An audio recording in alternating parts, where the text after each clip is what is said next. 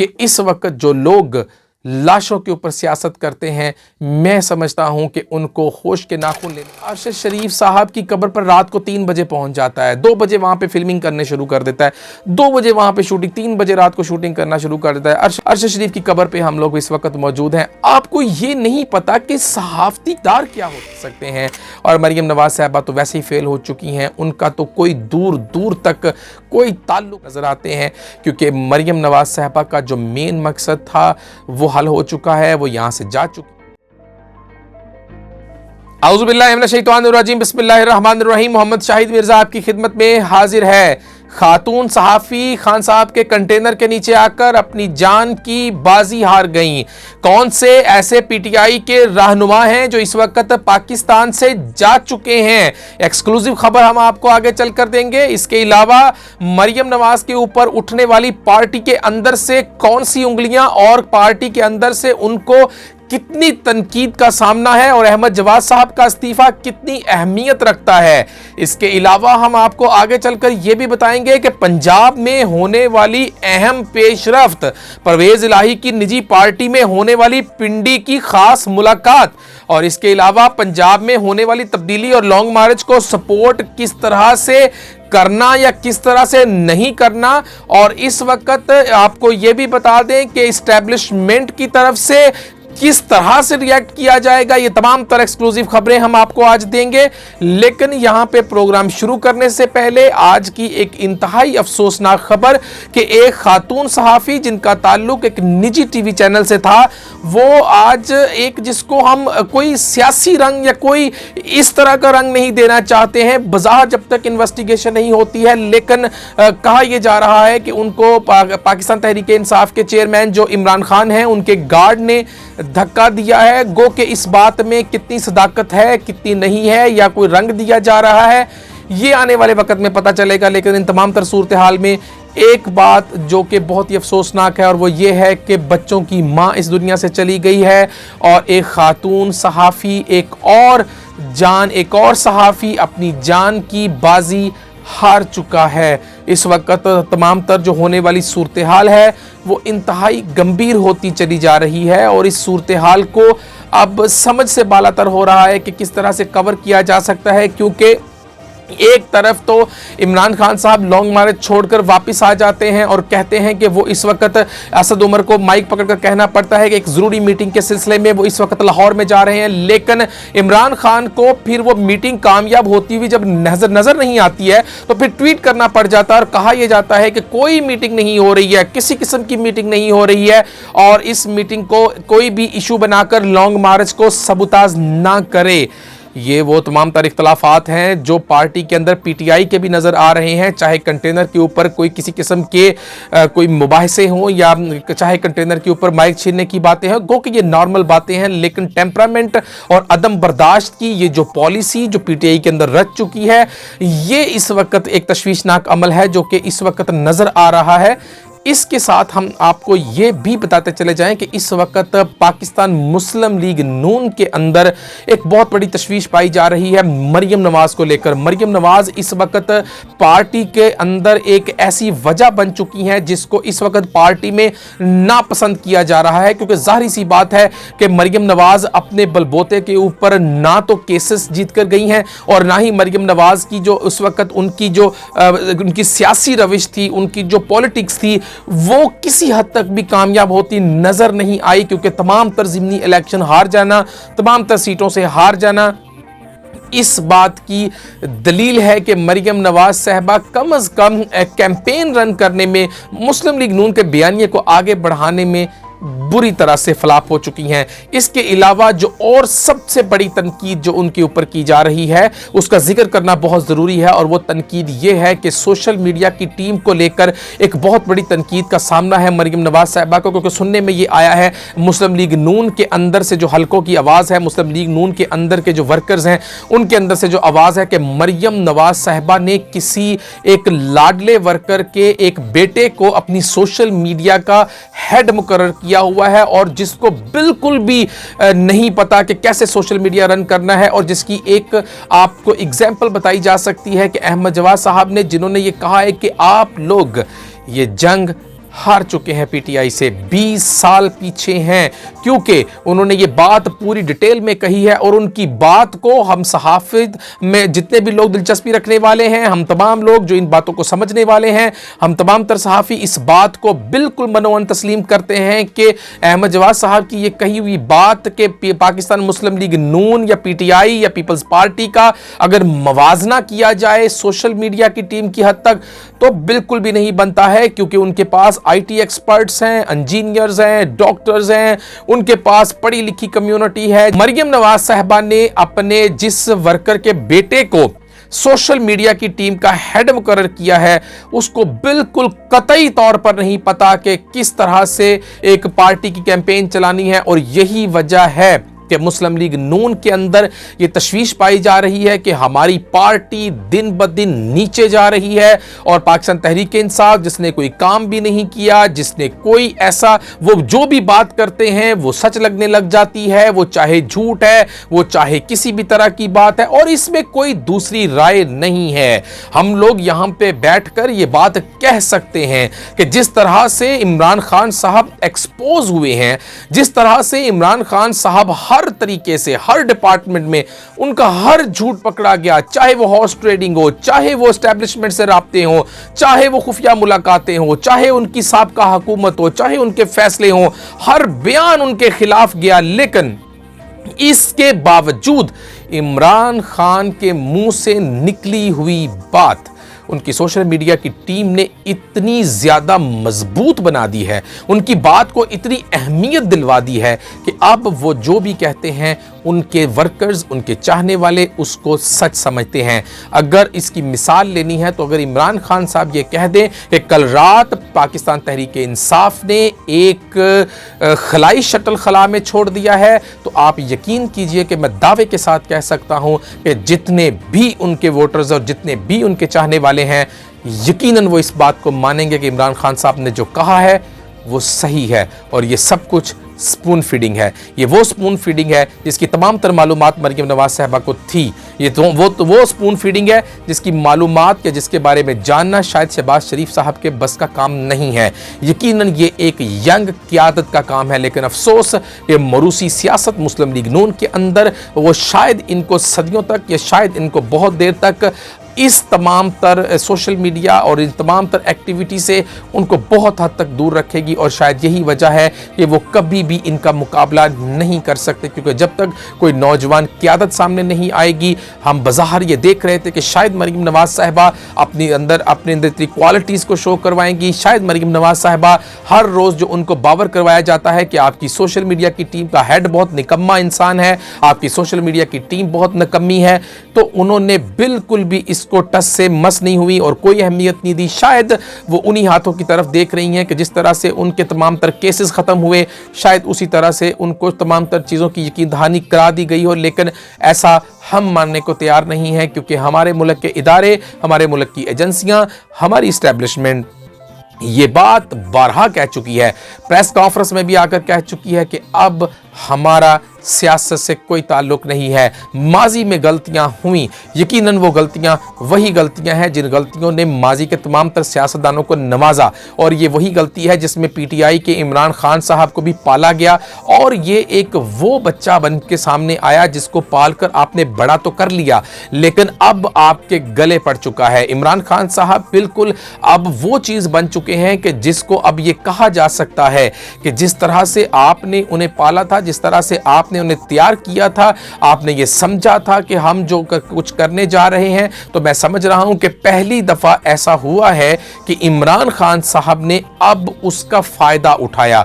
एक एंट्री चाहिए थी, शायद सारी जिंदगी इमरान खान साहब इस मकाम तक नहीं पहुंच सकते थे, कभी भी नहीं हो सकता था। जो उनका कैरियर था वो उठा के देख लीजिए। हामिद मीर साहब ने एक दफा अपने इवन के इंटरव्यू में भी कह दिया था कि शायद ये शख्स कभी भी मुल्क का वजीर आजम नहीं बन सकता। हामिद मीर साहब ने अगर कहा था तो किसी वजह से ही कहा था, लेकिन अचानक वो शख्स इतना उभर के सामने आ गया कि वो केपीके में गवर्नमेंट बना लेता है, पंजाब में सीटें ले जाता है, और अगली दफा वो बिल्कुल सफाया कर जाता है। यकीनन इस बात से कोई भी लाइलम नहीं है। खुद खान साहब कह चुके हैं कि मेरा कोई हाथ नहीं था हुकूमत में, तमाम तर फैसले एस्टेब्लिशमेंट करती थी, तो इसका मतलब ये हुआ कि ये बात बिल्कुल अया है। अब आ जाते हैं जी अपने एक बहुत ही अहम इशू की तरफ के, जो मैंने कहा कि पाकिस्तान तहरीक इंसाफ के कुछ रहनुमा इस वक्त पाकिस्तान छोड़कर जा चुके हैं। तो अब मैं आपको बता देता हूं आगे चलकर कि वो कौन से ऐसे रहनुमा हैं जो कि इस वक्त छोड़कर जा चुके हैं। तो उनमें मैं आपको बता दूं कि मैंने पीटीआई के रहनुमा का लफ्ज़ इस्तेमाल क्यों किया है। यकीनन अगर वो सहाफ़ी होते तो हम उनको सहाफ़ी कहते, क्योंकि एक सहाफ़ी का काम जो होता है वो बिल्कुल एक जर्नलिज्म को सपोर्ट करना होता है, जर्नलिज्म करना होता है। और जर्नलिस्ट का काम होता है कि एनालिसिस करना है और अपना जाती ओपिनियन तो उस सेंस में दे जब वो वोट कास्ट करता है, लेकिन पार्टी के दोनों तरफ से वो उनका ओपिनियन सामने रखे। तो जाहिर सी बात है इमरान रियाज खान साहब जो हैं वो बिल्कुल खुलकर सामने आ चुके थे, एक्सपोज हो चुके थे। जिस तरह से वो स्पून फीडिंग कर रहे थे और जिस तरह से वो जहर उगल रहे थे उन तमाम तर नौजवानों के जहनों में, तो यकीनन वो चीज़ सामने आ चुकी थी। क्योंकि मैं आपको बता दूं, हम इसके बाद एक अपना प्रोग्राम शुरू करने जा रहे हैं पोस्टमार्टम, जिनमें हम आपको सिर्फ हकायक, हमने सिर्फ करना क्या है, आपके सामने सिर्फ हकायक रखने।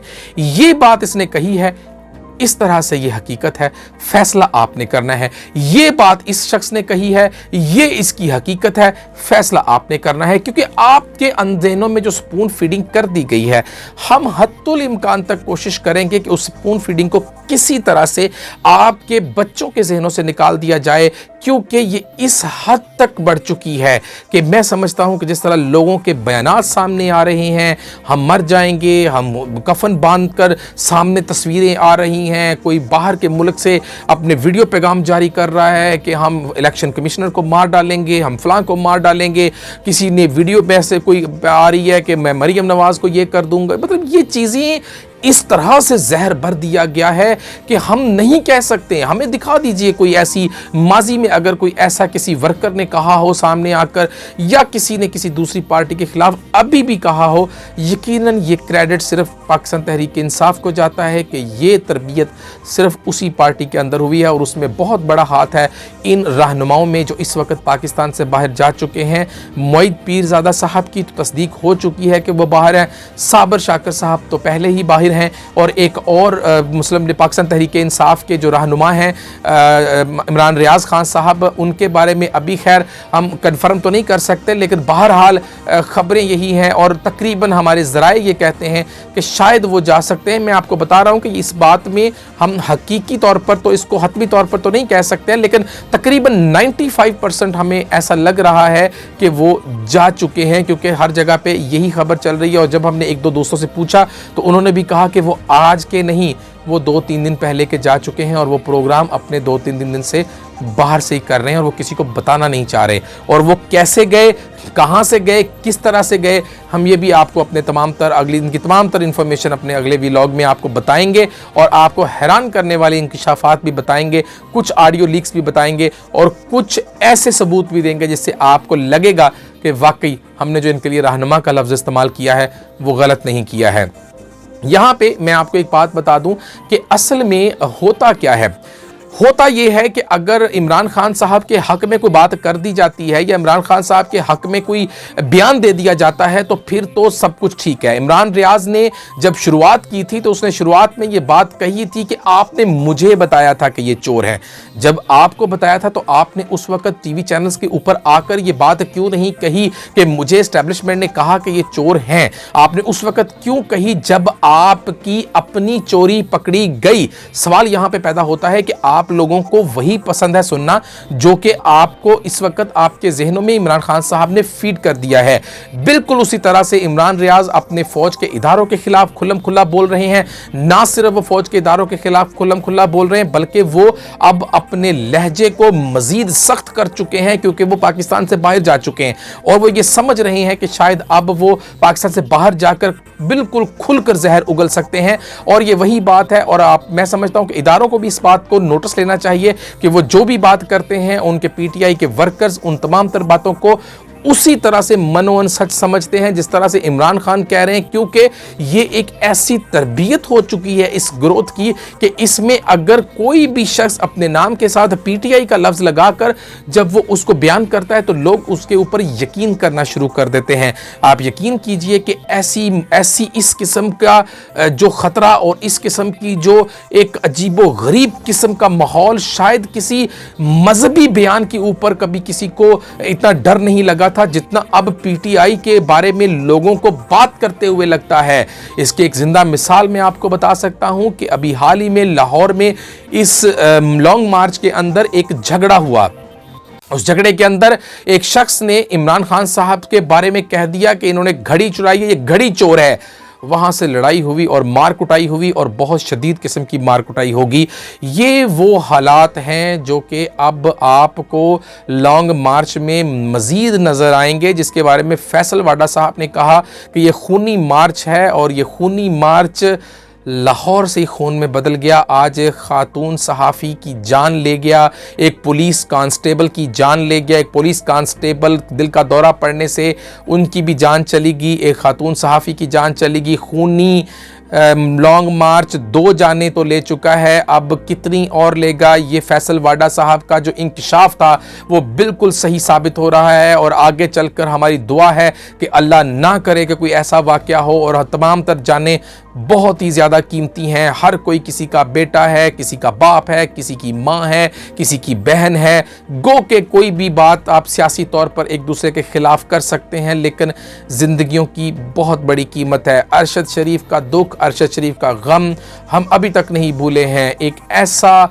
साथी, एक ऐसा निडर, एक ऐसा दलेर आदमी जिसके बहुत से राज अपने सीने में लेकर चला गया। शायद इस मामले का कोई हल नहीं निकलेगा, शायद इसके बारे में कोई भी नतीजा नहीं निकलेगा, सिर्फ सियासी पॉइंट स्कोरिंग होगी, लेकिन अरशद शरीफ अब कभी वापस नहीं आएंगे। लेकिन मैं ये समझता हूँ कि इस वक्त जो लोग लाशों के ऊपर सियासत करते हैं, मैं समझता हूं कि उनको होश के नाखून लेने चाहिए।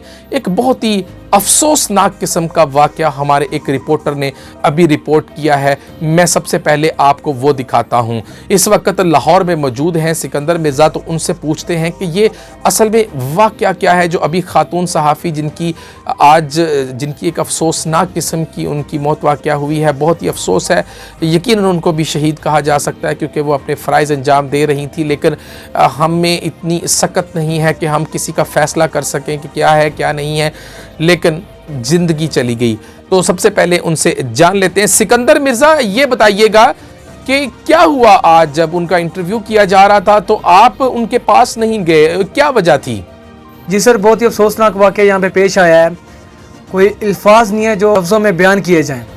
सिकंदर, ये बताइएगा कि ये इन लोगों को, क्या आपको वहाँ पे कोई यूट्यूबर्स भी नज़र आए, कुछ ऐसे लोग भी नज़र आए जो कि महज अपनी व्यूअरशिप के लिए और उन तमाम चीज़ों के लिए, सहाफ़त को बदनाम करने के लिए, और इस वक्त जबकि अफसोस का लम्हा है वहाँ पे मौजूद थे? क्या ऐसी कोई सूरत हाल थी वहाँ पे?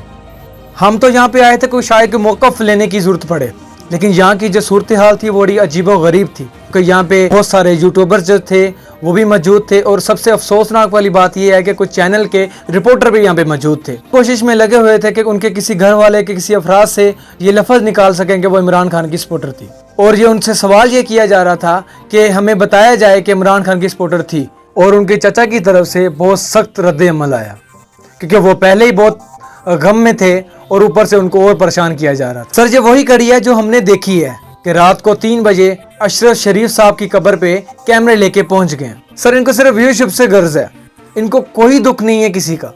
बहुत शुक्रिया सिकंदर मिर्ज़ा, हमें रिपोर्ट कर रहे थे लाहौर से। लॉन्ग मार्च के साथ साथ हैं वो और तमाम तर अपडेट्स वो हमें देते रहेंगे। इसके साथ हम आपको ये बताएं कि ये बहुत ही अफसोसनाक अमल है। अब समझ में ये नहीं आता कि ये जो एंकर इस वक्त वहाँ पे मौजूद थे और जिस तरह से वो उनके मुंह में एक नाम देना चाह रहे थे कि आप बता दें कि वो इमरान खान की सपोर्टर थी, और उन्होंने उनको शट अप कॉल दे दी और उनको कहा कि जस्ट शट अप, आप, वो किसी की भी सपोर्टर नहीं थी, वो किसी की कुछ नहीं थी, वो एक सहाफ़ी थी, उसका काम सहाफ़त करना था, उसका काम किसी पार्टी को सपोर्ट करना नहीं था। मैं समझता हूं कि ये लम्हा फिक्रिया है, और मैं देख रहा था कि उस एंकर को अब उसका कोई काम नहीं है, उसका माइक पकड़कर अरशद शरीफ साहब की वहां पे भी लोगों के मुंह में बातें दी जा रही थी, बिल्कुल उसी तरह से अब यहां भी बातें दी जा रही थी। और एक और बड़ा एक अफसोसनाक वाकया मैं आपको बताऊं कि एक एंकर ऐसा भी मैंने देखा है, एक ऐसा भी मैंने यूट्यूबर देखा है जो कि अरशद शरीफ साहब की कब्र पर रात को 3 बजे पहुंच जाता है, 2 बजे वहां पर फिल्मिंग करने शुरू कर देता है, 2 बजे वहां पर शूटिंग, 3 बजे रात को शूटिंग करना शुरू कर देता है। अरशद शरीफ की कब्र पे हम लोग इस वक्त मौजूद हैं, अरशद शरीफ की कब्र पर हम इस वक्त मौजूद हैं।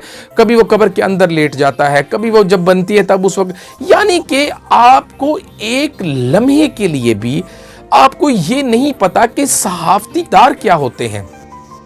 आपको सबसे पहले ये सीखना चाहिए कि एक जर्नलिस्ट को उसकी ड्यूटीज क्या हैं। आप उनकी फैमिली को मजीद परेशान कर रहे हैं। रात के 3 बजे आप अरशद शरीफ साहब की कब्र पे जाकर उसकी फिल्मिंग कर कर आप उनके घर वालों को मजीद दुख दे रहे हैं। वो दुख जो शायद कभी हम में से कोई शख्स भी नहीं भूल पाएगा, लेकिन इसको इस तरह से बार बार ये हर एक को पता है। अंडरस्टैंड सी बात है कि आप महज अपनी व्यूअरशिप के लिए, लोगों को ज़्यादा से ज़्यादा इन रहने के लिए फजूल किस्म की आप इस वक्त ये हरकतें कर रहे हैं। इन तमाम तर चीज़ों से बाज रहना चाहिए। इस वक्त उनकी जान चली गई खातून सहाफ़ी की, उनके बच्चों के सर से उनकी माँ का साया छिन गया, एक बाप बेटी से महरूम हो गया, माँ बेटी से महरूम हो गई, और इस वक्त वहाँ पे खड़े सहाफ़ी उनके मुंह में नाम दे रहे थे कि वो तो इमरान खान की सपोर्टर थी।